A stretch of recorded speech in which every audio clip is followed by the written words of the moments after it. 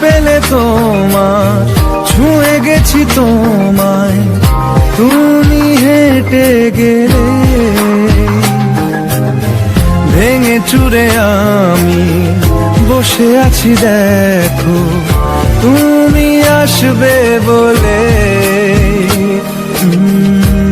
খেরা দোলে কত কি যে বলে হারালে এখন।